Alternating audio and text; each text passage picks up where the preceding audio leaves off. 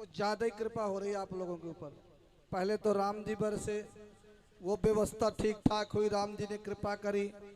फिर पानी तुम पिलाने लग गए, अब चाय भी पिलाने लग गए हैं। कल क्या पता फ्रूटी पिलाने लग जाए, तो ज्यादा ही कृपा नहीं हो रही तुम्हारी तरफ? हैं? बोलो हारे हारे। और मैं तो ये कहूंगा चाय मत पिलाओ इनको, ठंडा पिलाओ। हाँ हाँ, ठंड नहीं, कल से आज नहीं बना, चाय की व्यवस्था, विश्राम, ठंडा आदि। हाँ बोलो हारे हारे। कुछ ज्यादा ही कृपा है रही है। फिर देख लो जलने लग गए ना, किसी के सूट में गिरेगी, किसी की जांग पे पड़ेगी, किसी के पैर में पड़ेगी। यही करोगे तुम और कुछ नहीं करोगे।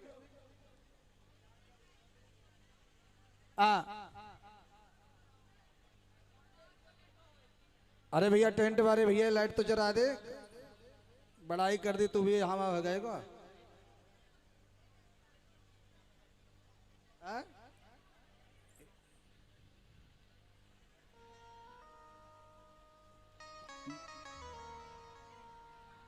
ये देखो आयोजक वालों से निवेदन है, चाय की सेवा नहीं रखा करें बीच में, पानी चलन दो और कुछ, चलो चाय सेवा नहीं।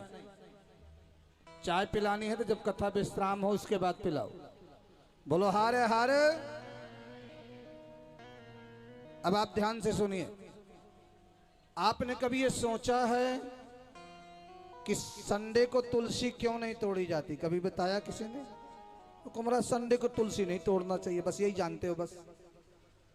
ये कभी सुना कि संडे को क्यों नहीं तोड़ना चाहिए? लेकिन शिव महापुराण बता रही है प्यारे, जरा ध्यान से सुनना।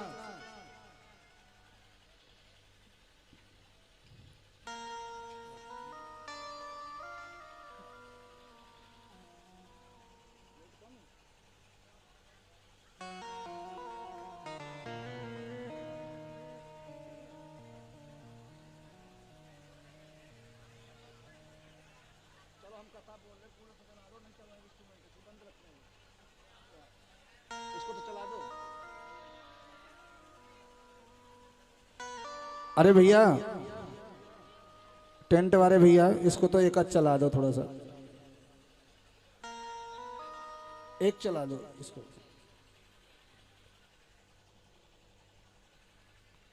कभी आपने नहीं सुना होगा कि महाराज तुलसी क्यों नहीं? सुनिए, जिस समय विश्वामित्र जी महाराज राम लक्ष्मण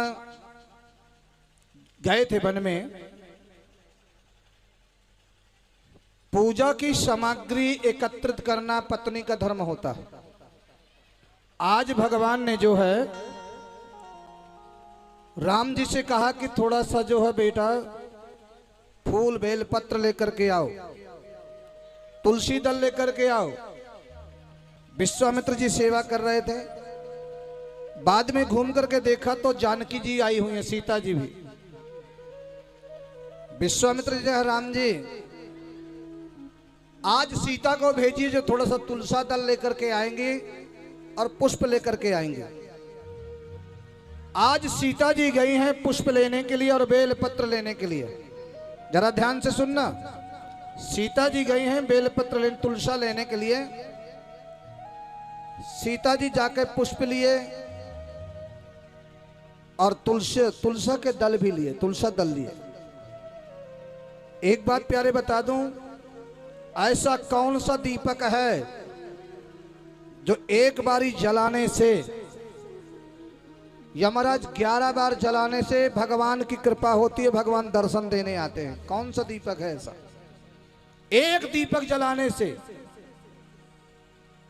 एक बार यदि जला देते हैं, ऐसा कौन सा दीपक है जो भगवान का बहुत प्रिय है? नहीं पाएंगे। एक दीपक, सुनिए हम बताते हैं, एक दीपक, एक चंदन। ऐसा कौन सा चंदन है जो भगवान का बहुत प्रिय है? बताइए पूट खुर्द वालों, पता है किसी को? नहीं पता। ऐसा कौन सा चंदन है जो कि मैंने दादा साध महाराज में हम कथा करे गए थे, मैया सुन नहीं पाई होंगे, हम बता के गए थे। एक चंदन ऐसा है जो भगवान को लगाने से एक दिन ऐसा आएगा जो भगवान तुम्हें दर्शन देंगे। एक चंदन, कौन सा चंदन है बताए तो बरस सुने हो? हरिचंदन। हरी चंदन जो है थोड़ा सा हल्दी, थोड़ा कुमकुम, रोली, और तुलसी की जो लकड़ी होती है जड़, तुलसी के जड़ को घिस के वो चंदन बनाया जाता है, घिसा जाता है। और वो हरी चंदन अगर तुमने भगवान को लगा दिया, मेरे कन्हैया को, गोविंद को, शालिग्राम को, एक दिन जरूर ऐसा आएगा, यदि आप वो चंदन लगाते हो तो एक दिन जरूर ऐसा आएगा जो भगवान तुम्हें दर्शन देने आएगा महाराज, जरूर ऐसा आएगा। हरी चंदन की एक दीपक, आपको ऐसी चीजें बता जाएंगे प्यारे हम जो जिंदगी तुम्हारी सुखी हो जाएगी, याद रखना। एक दीपक ऐसा, कौन सा दीपक?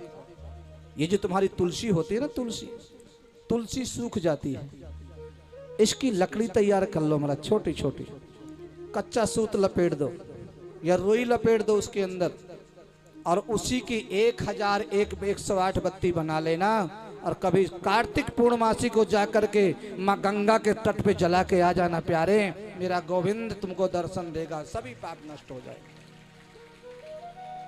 1001 वो तुलसी के, वो और उसमें घी लगाकर जला देना माँ गंगा में। अरे शिव महापुराण में सब कुछ है प्यारे, सब कुछ, सब कुछ लिखा हुआ। ले भैया ये फ्रूटी भी लेके आ गए। कहते ना महाराज, ये फ्रूटी भी हमने नाम क्या लिया, फ्रूटी भी आ गई, कुछ ज्यादा तुम्हारे कृपा है रही है महाराज। कहते हैं थाली भर के लाई रे खींचड़ो, ऊपर घी की बाटुकी, जीवे हमारे श्याम घड़ी, जीवा में बेटे जात के।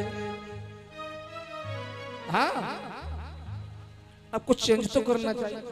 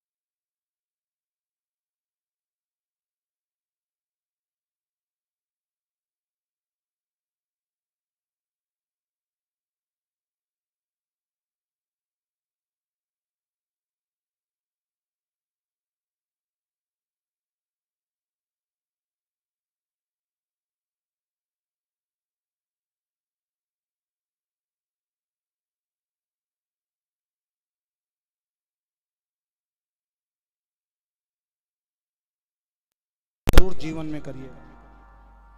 एकादशी से लेकर के पूर्णमासी तक किसी तीर्थ में जाना, बद्रीनाथ धाम में, या महाराज काशी विश्वनाथ की नगरी में, या उज्जैन नगरी में, या हरिद्वार में जाना महाराज तो ये कार्य करके आना और चंदन बना करके कन्हैया के लिए तैयार कर लेना। सालिग्राम के लिए, भगवान कृष्ण के लिए एक में ऐसा दिन आएगा जो भगवान तुम्हें दर्शन देने के लिए जरूर आएंगे, गले से जरूर लगाएंगे मेरा कन्हैया। आज तुलसी के दल लेने के लिए सीता जी गई हैं, पुष्प लेके आई, थोड़ा तुलसी के दल लेके आई सालिग्राम के लिए। जैसे विश्वामित्र जी तुलसी के दल लेकर के चढ़ाने लग गए भगवान को, तो तुलसी के पत्ते गीले थे। बताना कि तुलसी क्यों नहीं चढ़ाना चाहिए आज के बाद। तुलसी के पत्ते गीले थे।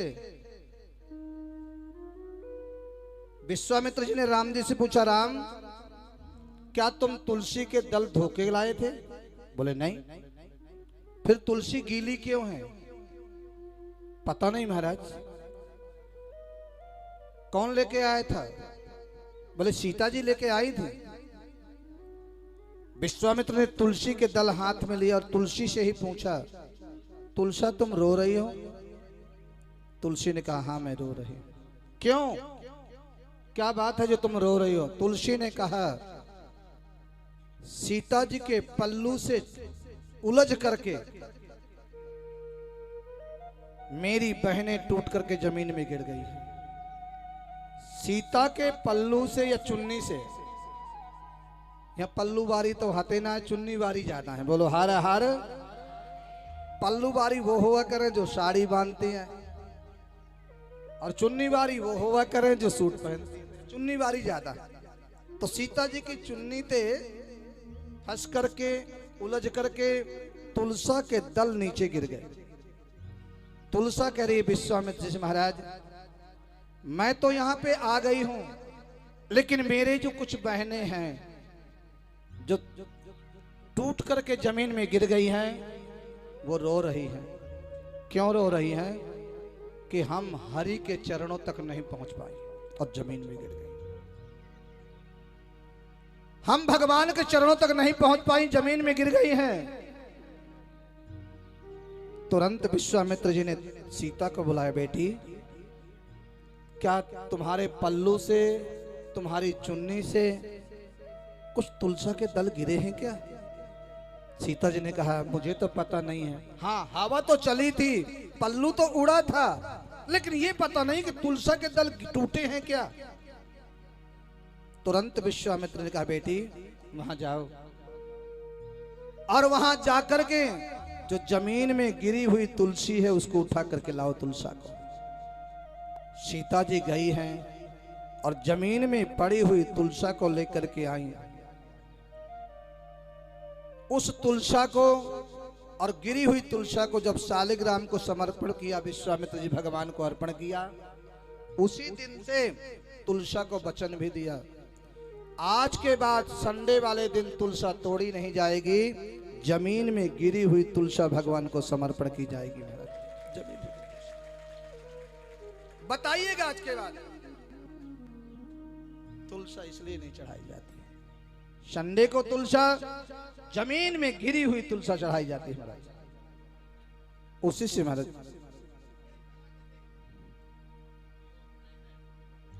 यदि किसी व्यक्ति को महाराज, आज भी श्री महापुराण के सुंदर वर्णन है, जिस व्यक्ति को यदि सफेद दाग हो जाता है, श्री महापुराण अद्भुत कथा बता रही है, सफेद दाग हो जाता है, ओपला होता है ना, कंडे का ओपला भी बोलते हैं। गाय के गोबर का जो ओपला बनता है, देसी गाय, जर्सी नहीं, देसी गाय, उसमें थोड़ा सा कपूर, थोड़ा इत्र, थोड़ा चंदन, अष्टगंध चंदन, वो डाल करके थोड़ा सा गंगा जल का छींटा लगाकर उस गोसे को आप लोग भस्मी बना लो, भभूत बना लीजिए, डिब्बी में उसको रख लीजिए।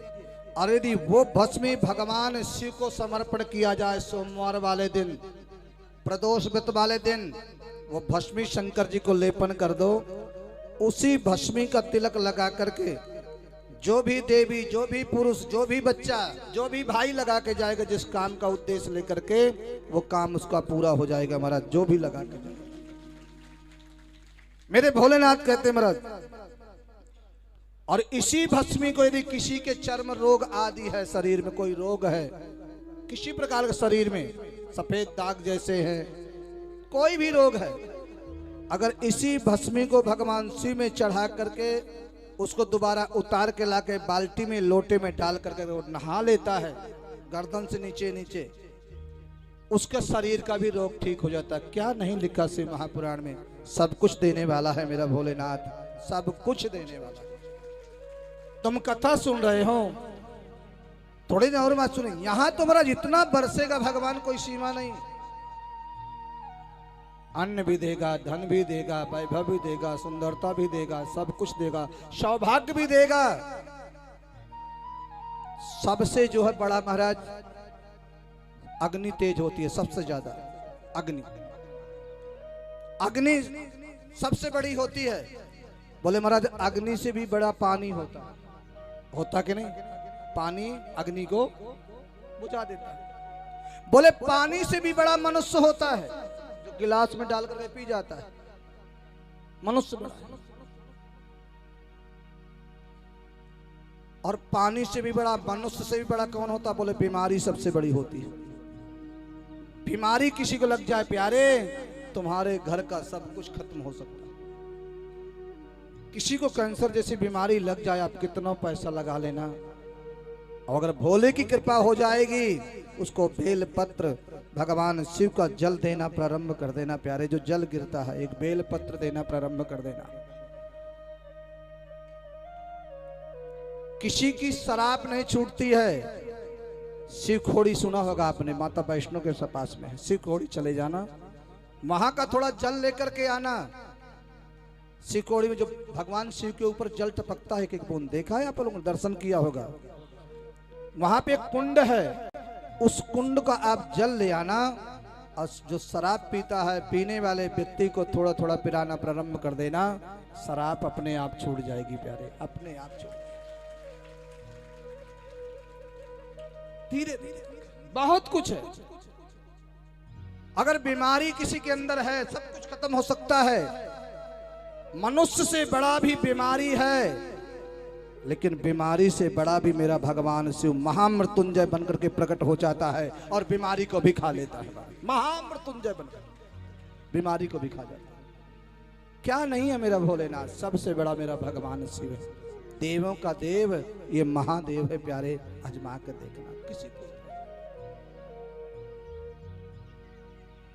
कोई ऐसा पुराण नहीं प्यारे जो कि वास्तव में कथा 7 दिवसीय मजा आता। 7 दिन की कथा, संपूर्ण कथा बताई जाती है। लेकिन 20 तारीख से अलीपुर प्रारंभ है। अगर आप जैसे भक्तों ने पहले मुझे बता दिया होगा तो आता मैं थोड़ा सा एडजस्ट कर लेता है। हाँ, थोड़ा कथा को वो थोड़ा आगे कर देता है, थोड़ा बीच में हो जाती है। 7 दिवसीय ये भी कथा हो जाती। अब मैं क्या बताऊं, क्या सुनाऊं? बहुत कुछ भरा है इसके अंदर, सब कुछ तो भरा है महाराज। भोलेनाथ के यहाँ सब कुछ भरा हुआ है। अग्र भस्म जो है आप बना लीजिएगा, सब कुछ प्राप्त हो सकता है। भगवान भोलेनाथ कहते हैं कि श्राद्ध सबको करना चाहिए। जो पिंड दान करते हो, शिव महापुराण में लिखा है श्राद्ध सबको करना चाहिए। और ये श्राद्ध कब से चालू हुए ये बताओ मुझे। सबको लोग कनागत मनाते हो कि नहीं? कब से चालू हुए हैं? तो महाराज मनाते हैं, सब कोई मनाता है।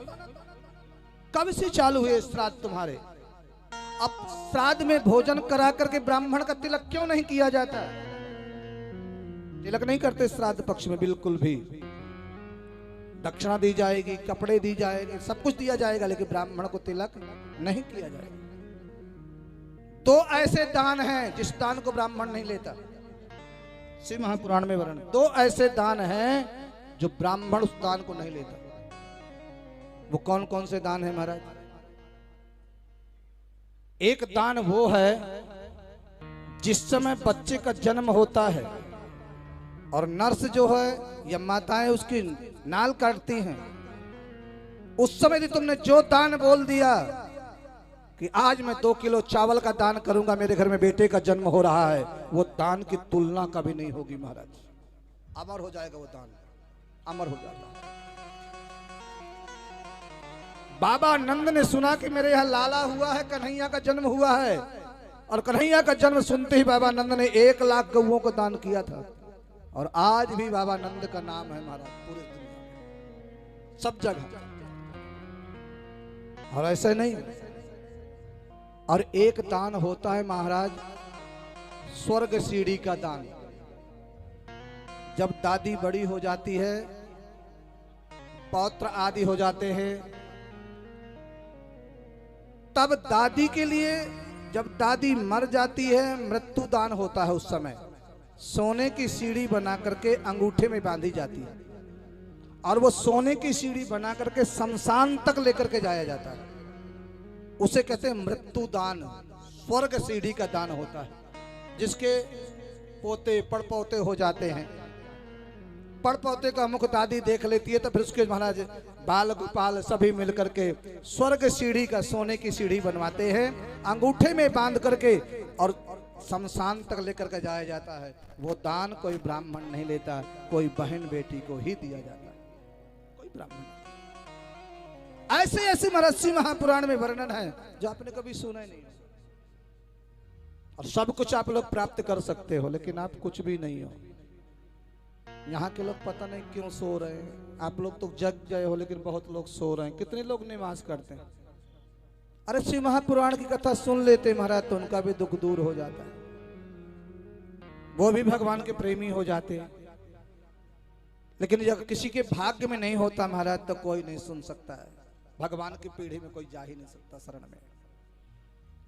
स्वर्ण सीढ़ी का दान कब से महाराज कनागत मनाए जाते हैं, जरा ध्यान से सुनिए।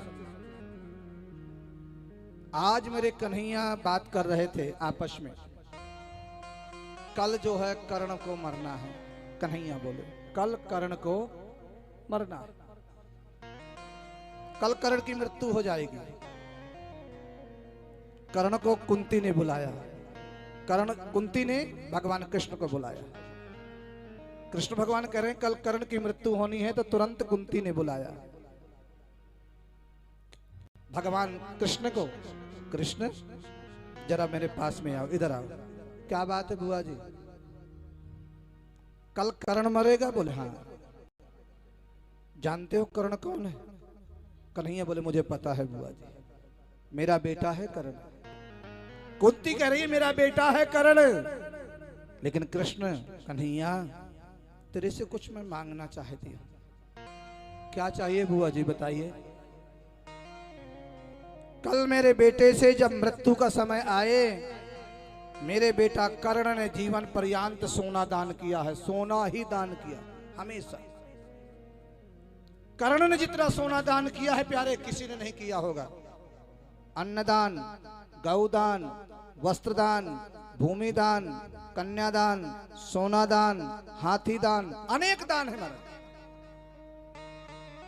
जीवन में। गौ का भी दान, लेकिन 3-4 दान बहुत जरूरी है, करके जाना हो सके। गौदान जरूरी है, कन्यादान जरूरी है, भूमिदान जरूरी है, 3 दान जरूर करके जाना। कुछ करना चाहे मत, भूमि का दान चाहे 1 गज भूमि दान देके जाना अगर समर्थ। कन्यादान नहीं है बेटी, दूसरी की बेटी लेके दान करके जाना, करके जाना। और भूमि, ये 3 गौदान, अगर तुमने गौ का दान नहीं किया, बैतरणी पार नहीं हो पाओगे प्यारे, बैतरणी पार नहीं हो पाओगे। बैतरणी पार जब ही होता है व्यक्ति जब गौ का दान करता है और गौ की पूंछ पकड़ के महाराज उस बैतरणी को पार करता है। इसलिए 3 दान जरूरी है। यदि किसी प्राणी ने गौ कन्या दान नहीं किया, मानो पृथ्वी पर कोई बहुत बड़ा कार्य नहीं किया, करके जाना। आज कुंती कह रही है कृष्ण से, आज तक कर्ण ने सोना के अलावा कोई दान नहीं किया। कन्हैया जाकर के एक काम मेरे कर्ण से करा देना। क्या काम? थोड़ा सा अन्न का दान करवा देना। देखो माँ कह रही है, और वाकई में माँ का जो प्यार होता है बेटा के प्रति, सबसे ज्यादा प्रेम तो माँ का ही होता है। माँ अपने बेटे को कई बारी सोचती है, कई बारी बहू से रोटी अच्छी नहीं बनती, सब्जी अच्छी नहीं बनती, दाल अच्छी नहीं बनती, बेटा सोचता है कि माँ बनाती थी, बहुत अच्छी बनाती थी। लेकिन जो ऐसा कह नहीं सकता नहीं, लेकिन जगदम्बा घूर के देख लेगी ऐसे कर, ऐसा कह नहीं सकता। लेकिन माँ भी समझती है कि इनके बीच में मैं क्यों टांग अड़ाऊं, बच्चों के बीच में। और माँ को मौका मिल जाता है जब बहू जो है पीहर चली जाती है, तब माँ बनाती है बेटे के लिए, तुरंत भरता बनाएगी, ये बनाएगी, जो बेटे को बहुत तुरंत बनाएगी फटाफट। कई बारी बेटियां आती, वो भी, माँ तू आज बना देना आलू के पराठे, तू बहुत बढ़िया बनाती है, तू बना देना। अरे तेरी भाभी बना तो रही है ना। अब एक दिन माँ को मौका मिल गया, माँ ने बढ़िया भरता बना दिया, प्रसाद बना दिया, और बेटा खाने लग गया। तो बेटा कहा आज बहुत अच्छा बना, चल 2 रोटी और ला दे। वैसे तो मैं खाता नहीं था, 2 रोटी ला दी। अब उधर से जगदम्बा ने घूर के देखा, बोले कोई बार 2 बतला तो आधी ही ला दे, लेकिन ला दे। माँ का बड़ा अपार होता है, बहुत अपार। पहले जमाने में देवियां पति का नाम नहीं लिया करती थी, वो ऐसे काम चलते, सुनते हो, और वो कहते सुनती हो, इसी में काम चल जाता था। सुनते हो और सुनती हो, इसमें काम चलता था। थोड़ा जमाना चेंज हुआ, अब जब जमाना चेंज हुआ तो बच्चों के नाम से बुलाना चालू कर दिया। क्या? मुकेश की मम्मी, सुरेश की मम्मी, दिनेश की मम्मी, चिंटू के पापा, पिंटू के पापा, ऐसे करके बुलाते। और कई बारी कुछ कहना भूल जाते, लेकिन खाली मम्मी कह देते, लेकिन नाम नहीं लेते थे, खाली मम्मी कह देते। एक सज्जन थे, ऑफिस जाते, जब आते तो सूटकेस रखते, मुकेश, सुरेश, दिनेश, चिंटू, पिंटू, तेरी मम्मी कहाँ है?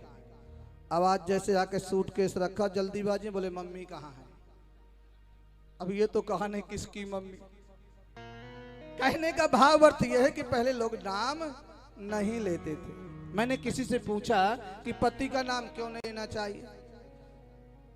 पति का नाम, अब आजकल तो महाराज ऐसा लगता है जब नया जोड़ा विवाह होके आता है हमारा, फिर देखो उनकी चाल दोनों की। दोनों जब नया नया शादी का जोड़ा आ रहा हो और कहीं वो घूमने के लिए जा रहे हो, महाराज गोवा जा रहे हो, शिमला जा रहे हो। अब वृंदावन तो कोई जावे ना शादी के टाइम पर, शिमला, गोवा, मंसूरी, विदेश ऐसे घूमते। अब वो कहीं फ्लाइट से जा रहे हो, फिर उनकी चाल देखो महाराज, गजगामिनी की तरह। फिर उनके देखो लंबे लंबे हाथ बटे के देखो, बहू के देखो, फिर कैसे चलते हैं। और वहां पे एक बाबा जी एक बारी रामायण पढ़ रहे थे। पत्नी ने क्या कहा पता? देखो ये बाबा जी स्टेशन पे रामायण पढ़ रहे हैं। पत्नी ने कहा भी देखना 10-20 रुपया मांग लेगा। अब बाबा जी कहाँ अच्छे लगे उनको। थोड़ी देर में ट्रेन आई और ट्रेन में बैठ गए। लेकिन जब ट्रेन आई तो बाबा जी भी बैठ गए उसी ट्रेन में। और जब ट्रेन घूमते घूमते मस्ती में घूमते रहे, ट्रेन आई और ट्रेन चल पड़ी। सो पति ने दौड़ के ट्रेन पकड़ लिया, पत्नी रह गई। पत्नी ट्रेन पकड़ लिया और पत्नी, अरे भैया ट्रेन को रोको, पत्नी रह गई, भैया ट्रेन को रोको, ट्रेन को रुको, ट्रेन रोको, ट्रेन, चिल्लाने लग गया। वो बाबा बैठा हुआ था, बाबा ने कहा क्यों चिल्ला रहे भैया? अरे चुप रहो ना। अरे क्यों चिल्ला रहे भैया? बोले मेरी पत्नी नीचे रह गई है। बोले यदि तूने रामायण पढ़ लेती प्यारे, अगर तूने रामायण पढ़ ली होती तो तेरी पत्नी प्लेटफार्म में नहीं होती, ट्रेन के अंदर होती। तेरी पत्नी प्लेटफार्म पे नहीं होती, ट्रेन के अंदर होती। क्यों? बोले रामायण में लिखा है, सिंह चढ़ाय चढ़े रघुराई। भगवान राम ने सबसे पहले सीता को चढ़ाते थे और फिर स्वयं। सब कुछ लिखा हमारे पुराण में, सब कुछ लिखा। और आजकल महाराज जब एक दूसरे का पति पत्नी नाम लेते हैं तो ऐसा लगता है जैसे भाई बहन बात कर रहे हैं क्या। अब सच में ऐसा लगता है। अब फिर जब चलते हैं नाम नहीं। एक ने कहा महाराज, सीता जी से पूछा गया नाम क्यों नहीं लेते हैं? तो सीता जी ने जवाब दिया कि पति बाहर हो तो नाम लेना चाहिए और पास में हो तो नहीं लेना चाहिए। अब ऐसे नाम नहीं लेना चाहिए, हमारा धर्म कहता है। कुंती ने कहा